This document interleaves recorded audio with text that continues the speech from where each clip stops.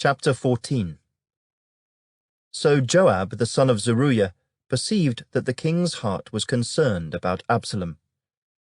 And Joab sent to Tekoa, and brought from there a wise woman, and said to her, Please pretend to be a mourner, and put on mourning apparel. Do not anoint yourself with oil, but act like a woman who has been mourning a long time for the dead. Go to the king, and speak to him in this manner. So Joab put the words in her mouth. And when the woman of Tekoa spoke to the king, she fell on her face to the ground, and prostrated herself, and said, Help, O king. Then the king said to her, What troubles you? And she answered, Indeed, I am a widow. My husband is dead. Now your maidservant had 2 sons, and the 2 fought with each other in the field, and there was no one to part them, but the one struck the other and killed him. And now the whole family has risen up against your maidservant, and they said, Deliver him who struck his brother, that we may execute him for the life of his brother whom he killed, and we will destroy the heir also. So they would extinguish my ember that is left, and leave to my husband neither name nor remnant on the earth. Then the king said to the woman, Go to your house, and I will give orders concerning you. And the woman of Tekoa said to the king, My lord, O king, let the iniquity be on me and on my father's house, and the king and his throne be guiltless. So the king said, Whoever says anything to you, bring him to me, and he shall not touch you any more. Then she said, Please let the king remember the Lord your God, and do not permit the avenger of blood to destroy any more, lest they destroy my son. And he said, As the Lord lives, not one hair of your son shall fall to the ground. Therefore the woman said, Please let your maidservant speak another word to my lord the king.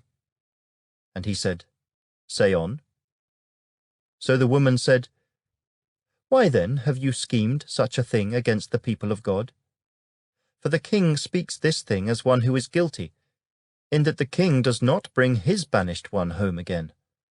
For we will surely die and become like water spilled on the ground, which cannot be gathered up again.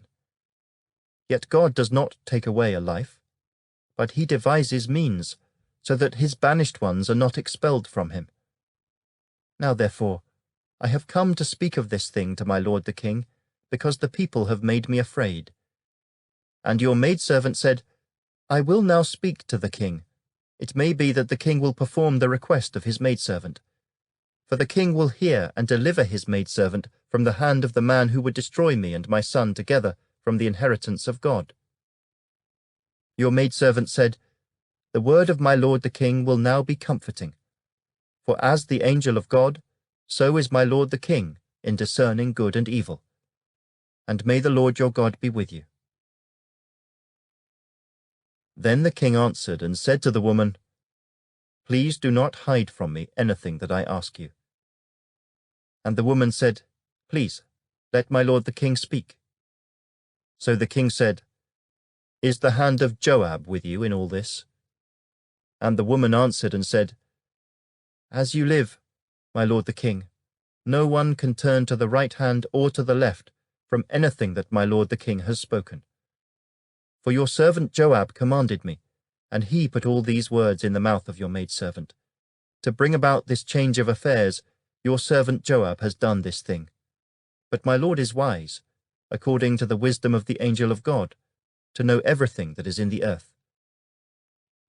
And the king said to Joab, All right, I have granted this thing. Go therefore, bring back the young man Absalom. Then Joab fell to the ground on his face, and bowed himself, and thanked the king. And Joab said, Today your servant knows that I have found favor in your sight, my lord, O king, in that the king has fulfilled the request of his servant. So Joab arose and went to Geshur, and brought Absalom to Jerusalem. And the king said, Let him return to his own house, but do not let him see my face. So Absalom returned to his own house, but did not see the king's face. Now in all Israel there was no one who was praised as much as Absalom for his good looks. From the sole of his foot to the crown of his head there was no blemish in him. And when he cut the hair of his head, at the end of every year he cut it because it was heavy on him. When he cut it, he weighed the hair of his head at 200 shekels, according to the king's standard. To Absalom were born 3 sons, and 1 daughter, whose name was Tamar. She was a woman of beautiful appearance. And Absalom dwelt 2 full years in Jerusalem, but did not see the king's face. Therefore Absalom sent for Joab, to send him to the king, but he would not come to him. And when he sent again the 2nd time, he would not come. So he said to his servants, See, Joab's field is near mine, and he has barley there. Go and set it on fire. And Absalom's servants set the field on fire.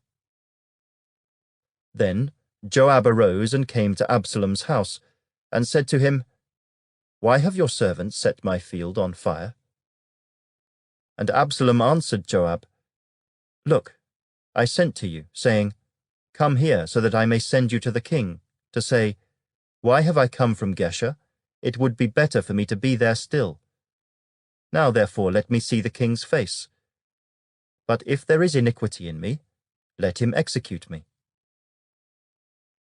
So Joab went to the king, and told him.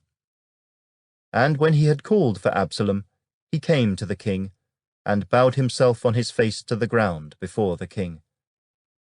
Then the king kissed Absalom.